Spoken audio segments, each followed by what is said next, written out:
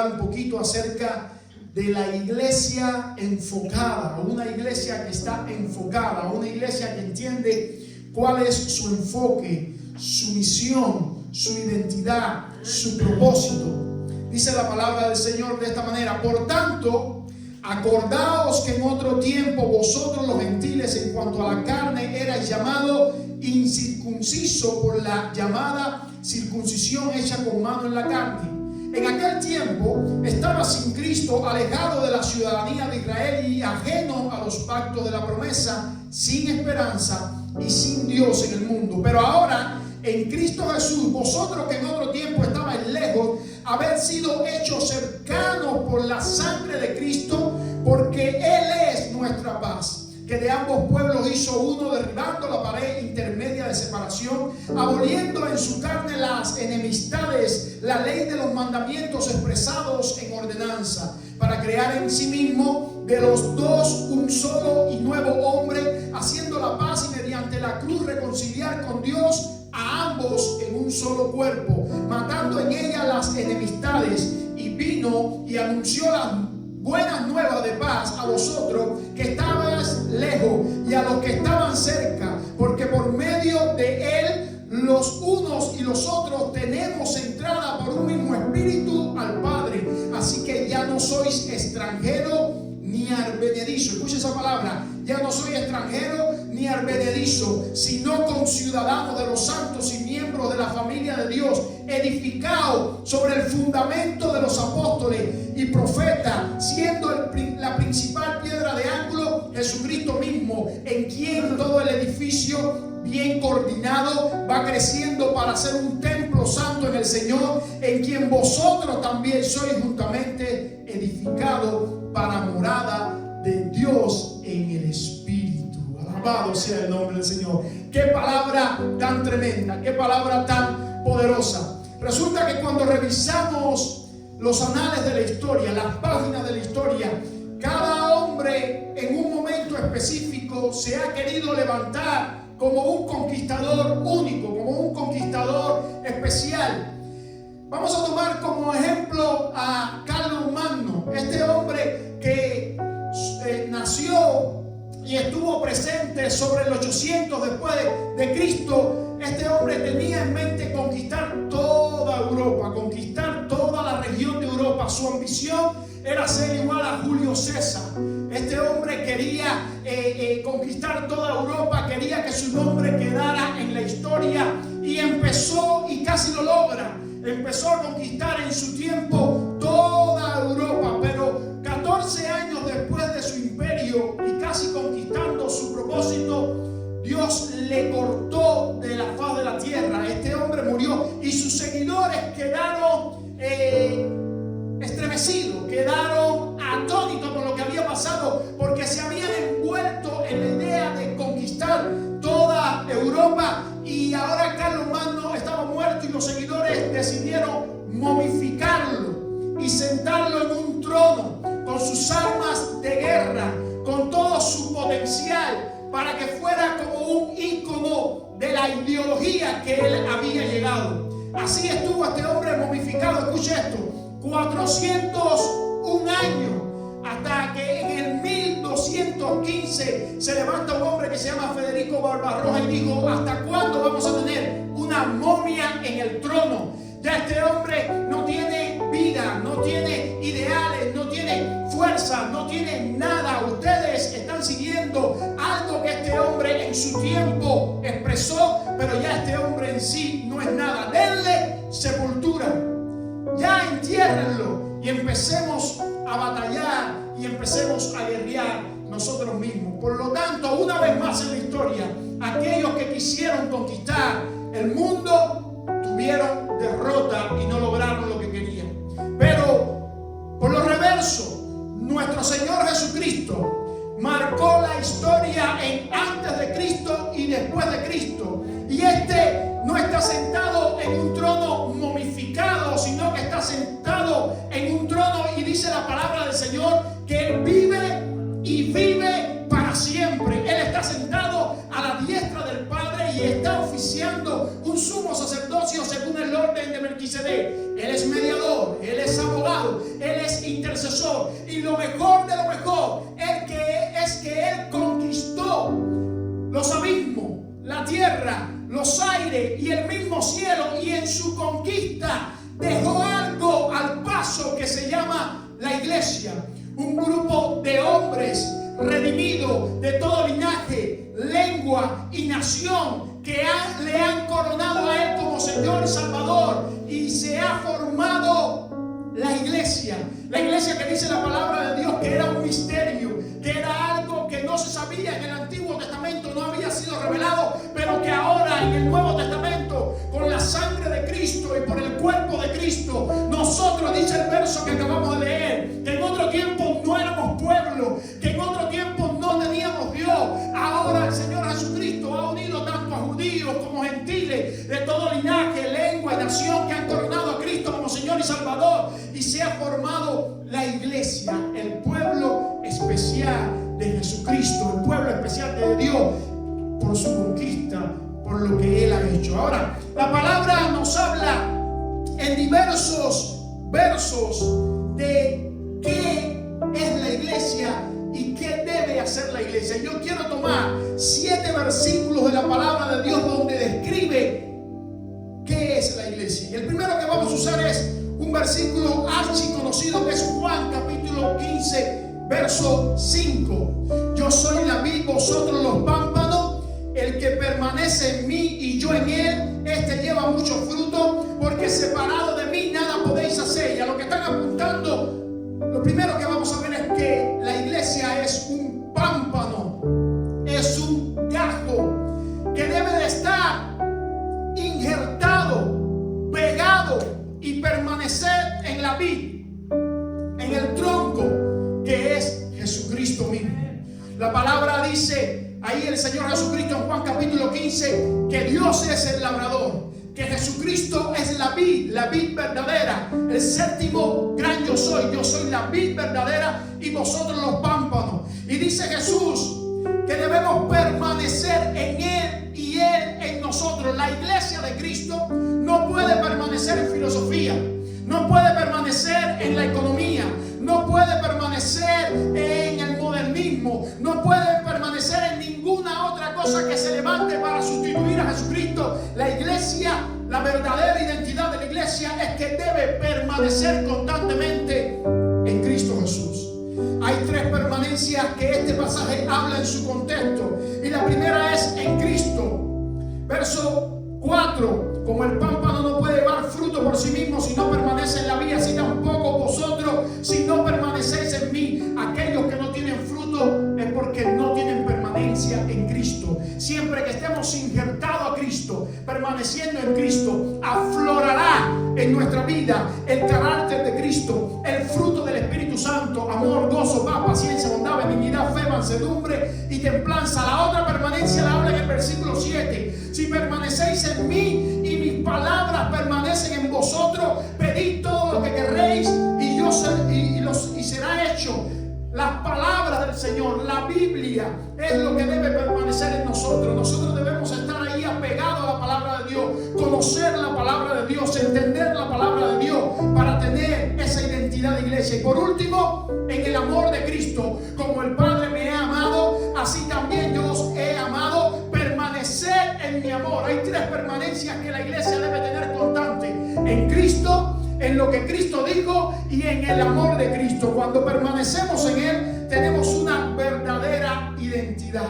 La palabra permanecer es la palabra clave en Juan capítulo 15. El Señor Jesús la dice 11 veces y habla de la importancia de permanecer en Él. No podemos ser iglesia si no permanecemos injertados, si no permanecemos junto a Cristo, que es la vid. La vid la vid es el centro del árbol, el tronco del árbol, le da la vida, le da la fuerza, le da el crecimiento, le da la fructificación a los pámpanos, a los gajos, cuando están pegados a ellos. Si usted corta los gajos, usted va a ver cómo ese gajo, ¿qué pasa? Se seca, pierde la vida. Si un cristiano que es cortado de Jesús, pierde la vida espiritual. Y cuando hablo de cristiano, no es venir a la iglesia. cuando hablo de cristianos es estar pegado a Cristo Jesús. Lo segundo que debe hacer la iglesia, o con lo cual se identifica la iglesia, es con el cuerpo. Tú y yo somos el cuerpo del Señor. Y en esta ocasión leeremos no solamente un versículo, sino 3 versículos que nos hablan que tú y yo somos el cuerpo de Cristo. Porque el marido es cabeza de la mujer, así como Cristo es cabeza de la iglesia, la cual es su cuerpo y Él es su Salvador. Efesios 5:23, Colosenses 1:18, y Él es la cabeza del cuerpo, que es la iglesia. Él que es el principio, el primogénito de entre los muertos, para que en todo tenga la preeminencia. Una vez más, Colosenses 1:24, ahora me gozo en lo que padezco por vosotros y cumplo en mi carne lo que falta de las aflicciones de Cristo por su cuerpo, que es la iglesia. Entonces hay una analogía que Pablo quiere enseñar. Cristo es la cabeza de la iglesia, aunque Pablo habla en otras cartas y dice que Cristo es la cabeza de todo principado, de toda potestad, de toda autoridad, y que Él tiene su señorío sobre todo señorío. Esto nos indica que Cristo es superior de todas las cosas, de ángeles, de demonios, de seres vivientes, de humanos. Cristo es sobre todo, pero hay una especificidad que Pablo dice: Cristo es la cabeza de la iglesia. Esto quiere decir que tú y yo nos debemos guiar no por un hombre, no por un pastor. No hay sustituto para Cristo. Aquellos que son católicos, con todo el respeto que merecen, la palabra para el Papa es vicario y es sustituto de Cristo. Están errados completamente, porque Cristo no tiene sustituto. Cristo no tiene sustituto. No hay ningún pastor que pueda sustituir a Cristo.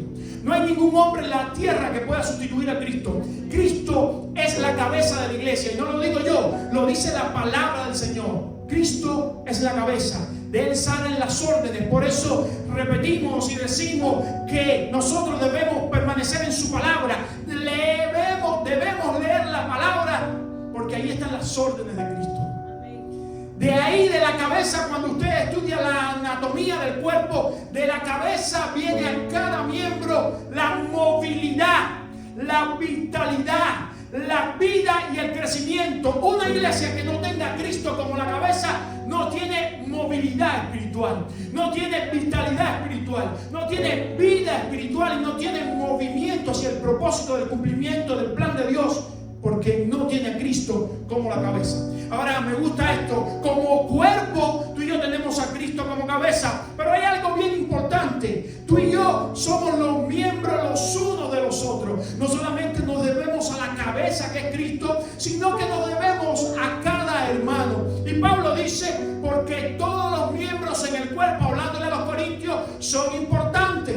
Porque ¿acaso cuando a usted le duele un dedo, todos los miembros no se duelen con ese dedo que a usted le duele? Todos los miembros van en función de ese dedo. Y Pablo trata de equilibrar la importancia de todos los miembros, diciendo: a los miembros que tienen mayor decoro, el Señor los ha desvestido, y nosotros vestimos a los miembros que tienen mayor decoro. ¿Acaso usted viste su ojo? ¿Acaso usted viste su oído? ¿Acaso usted viste su nariz o su boca? Sin embargo, viste los miembros que no son tan importantes. Y Pablo trata de equilibrar a todos los miembros. Hay algo que es muy importante, y lo habla Pablo hablándole a los Gálatas, y es que cada miembro está unido por una coyuntura, un punto de contacto. La vitalidad la da la cabeza, la vida la da la cabeza, pero la buena unión, cuando Pablo le habla a los Gálatas, hablando de la unidad,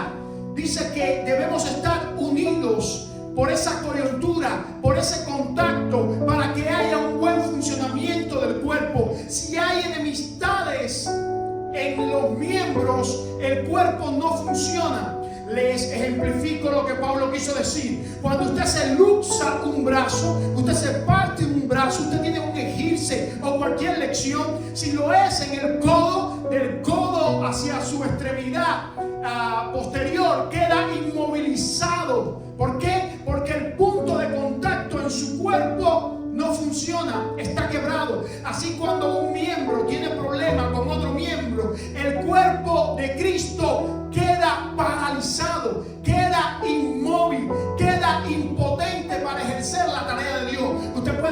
Cristo como cabeza, pero si los miembros no hacen su función unos con otros y hay enemistad, y hay envidia, y hay enojo, y hay problemas, el cuerpo de Cristo no funciona correctamente.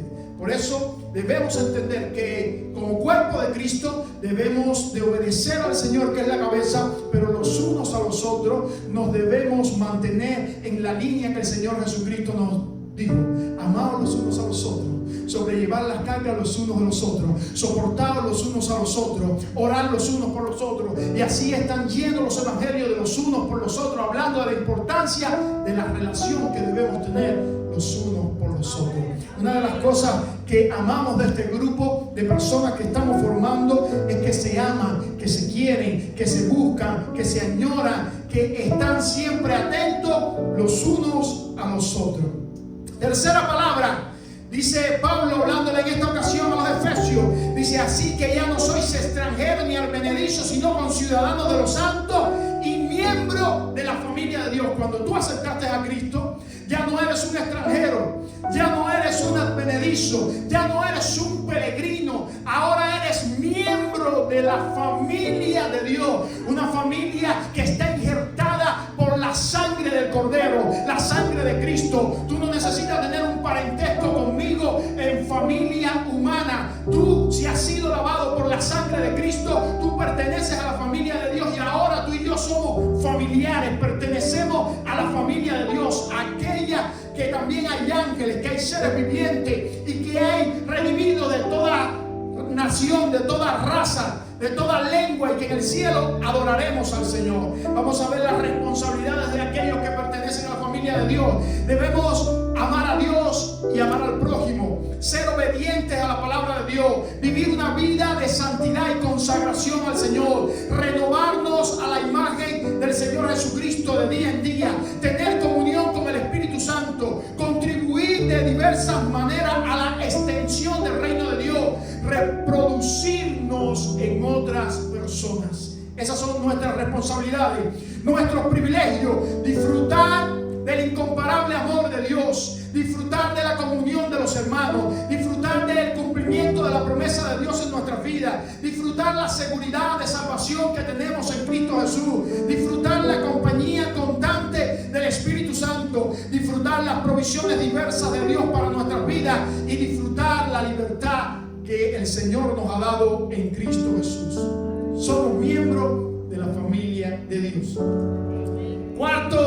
Cuarta analogía de Pablo, hablándole a los Efesios nuevamente, les dice: ustedes no solamente son pámpanos, no solamente son cuerpo, no solamente pertenecen a la familia de Dios, sino que son templo del Dios Altísimo, edificado sobre el fundamento de los apóstoles y profetas, siendo la principal piedra de ángulo Jesucristo mismo, en quien todo el edificio bien coordinado va creciendo para ser un templo, escuche, santo en el Señor. Este no es el templo de Dios.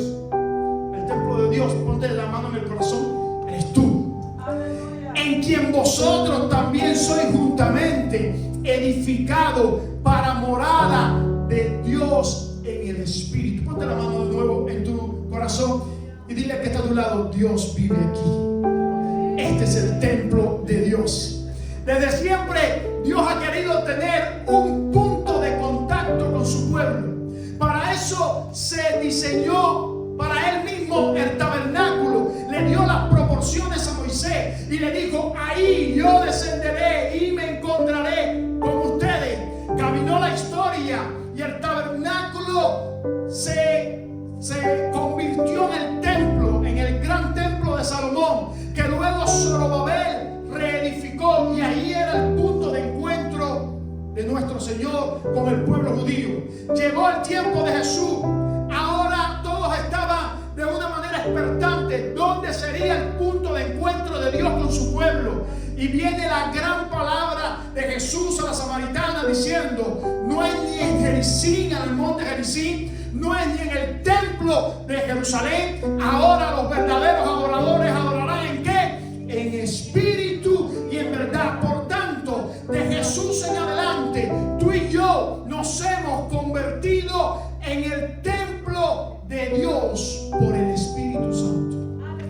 Qué bueno es eso, porque ahora tú, para sentir la presencia de Dios, no tienes que llegar a la iglesia el domingo a la 1:30 y adorar y allí sentir la presencia de Dios. No, puedes estar en tu carro, en un tráfico infernal, en un tráfico tremendo, y ahí sentir la dulce presencia del Espíritu Santo de Dios, porque tú eres el templo de Dios. Puedes estar en tus quehaceres, en tu hogar, en tu cocina, o en tu taller, o en tu trabajo, o puedes estar caminando, haciendo ejercicio en el parque. Allí está la poderosa presencia de Dios en tu vida, porque tú eres el templo del Espíritu Santo de Dios. Por eso hay diversos versos en la Biblia que hablan del cuidado esmerado que nosotros debemos darle al cuerpo, y cuando hablo de este cuidado es más espiritual que físico. Aunque debemos cuidar y atender nuestro cuerpo físico, lo más importante para Dios es atenderlo espiritualmente, porque el pecado y las obras de la carne son enemigos del templo donde Dios habita. Por eso la Biblia nos llama a ser santos, porque Él es santo. Somos templo de Dios en el Espíritu. Llegamos a la quinta analogía. En esta ocasión Pablo le vuelve a decirle a Éfeso. La quinta analogía es que somos la esposa de Cristo. Las casadas estén sujetos a sus propios maridos como al Señor, porque el marido es cabeza de la mujer, así como Cristo es cabeza de la iglesia, la cual es su cuerpo y Él es su Señor. Esta analogía de Pablo diciendo que Cristo es el esposo y la iglesia es su esposa, habla de intimidad, habla de amor, habla de reverencia, habla de respeto y habla de obediencia. La iglesia, como la esposa de Cristo, debe de obedecerle. Pablo, cuando le habla a las mujeres, les dice que obedezcan a sus esposos, así como la iglesia obedece a Cristo. Por lo tanto, nosotros como la esposa debemos obedecer siempre a nuestro Señor Jesucristo. La iglesia es la esposa del Señor. 6. La iglesia es un ejército. Dile al que está a tu lado: somos el ejército del Dios viviente. Somos el ejército del Dios viviente. Dice Pablo de nuevo a los Efesios 6, del 10 al 18. O vamos a leer solamente 10 y 11. Por lo demás, hermanos míos, fortaleceos en el Señor y en el poder de su fuerza. Vestíos de toda armadura de Dios para que podáis estar firmes contra las acechanzas del diablo. Ahora Pablo le dice a los efesios: nosotros somos un ejército, y como ejército tenemos una guerra, y como ejército debemos vestirnos con la armadura de Dios. Número 1, Pablo menciona 3 veces estar firme. Los soldados están firmes en la guerra. Los soldados no se pueden mandar a correr, porque eso habla de su cobardía. Los soldados están firmes para batallar guerrear contra el enemigo. Ahora Pablo nos está diciendo: permanezcan firmes en el Señor. No se muevan. Verso 11, verso 13, verso 14. Firmes en el Señor. Pablo nos habla de que como ejército tenemos una batalla. Y nos dice que esta batalla no es contra los seres humanos. No es contra una persona que hay en el trabajo. No es contra un familiar que me quiere hacer daño. No es contra mi ex esposo que me dejó, o mi ex esposa que me dejó. No es contra mi vecino que quiere. No. Pablo me dice que la batalla que tenemos es contra el diablo y contra los demonios. Tú y yo no tenemos batalla contra personas humanas. Dice de esta manera: para que podáis estar firmes contra las asechanzas ¿de quién? Del diablo. Dice Efesios 6:12: porque no tenemos lucha contra carne y sangre, sino contra principados, contra potestades, contra los gobernadores de las tinieblas de este siglo, contra huestes espirituales de maldad en las regiones celestes. Bendito sea el nombre del Señor. Dice en 2 Corintios 10, del 3 al 4: pues aunque andamos en la carne, no militamos según la carne, porque las armas de nuestra milicia no son carnales, sino poderosas en Dios para la destrucción de fortaleza. Y Pablo nos deja ver en este texto cuál es la intención de nuestro enemigo. ¿Por qué viene el enemigo contra ti? ¿Qué es lo que quiere lograr? Mire, como dice Pablo, derribando argumentos y toda altivez que se levanta contra el conocimiento de Dios. Aprende esto. Lo que quiere lograr Satanás y los demonios es que tú no conozcas a Dios. Derribando todo argumento, y ahora te voy a decir qué cosa es un argumento. Derribando todo argumento y sofisma que se levante contra el conocimiento de Dios. El principal enemigo que tú tienes es el diablo y sus agentes, sus demonios. El principal propósito de ellos es que tú no profundices en el conocimiento de Dios, en la relación con Dios, en un conocimiento tanto teórico como práctico. Porque cuando tú profundizas en el conocimiento de Dios, tú te cimentas en Dios, tú echas raíces en Dios, tú empiezas a dar fruto en Dios. Y al diablo no le conviene eso, porque a medida que tú conoces a Dios, tú te vas separando del reino de las tinieblas. Por eso Él va a hacer y va a traer a tu mente cualquier clase de mentira, de argumento, de sofisma, para que tú no logres conocer a Dios. Por tanto, tu mente es un campo de batalla. Y el propósito del diablo es que tú no profundices en el conocimiento de Dios. Y Él va a traer argumentos a tu vida. Déjame explicarte la serie de cómo se conforma un argumento. Lo primero que aparece en nuestra mente es un pensamiento. Un pensamiento es la actividad y creación de la mente humana. Me gusta eso, creación de la mente humana. Cada pensamiento que tú y yo tenemos es porque ha sido creado por nosotros mismos con alguna base o con algún fondo. Los pensamientos dan lugar a las ideas. Una idea es una imagen que existe o se forma en la mente. La idea es producido por varios pensamientos. Yo te lo voy a poner gráfico, te lo voy a ejemplificar. La última vez que alguno de ustedes me vio, yo no le presté la debida atención y solamente le saludé y le dije: hermano, Dios te bendiga. Usted en su mente esperó que yo me quedara más allí, que yo le preguntara más a usted. Y usted dijo: ¿por qué el pastor me saludó fríamente?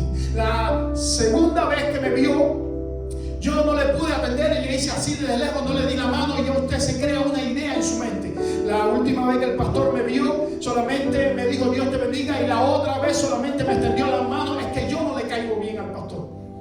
Y ya usted tiene una idea formada en la mente, y el diablo y los demonios van a venir a alimentar esa idea que usted tiene formada en la mente. Y eso posteriormente le va a llevar a que usted decida no venir a la iglesia, o peor aún, no acercarse a ninguna iglesia, porque el pastor no es una buena persona o no es un buen testimonio.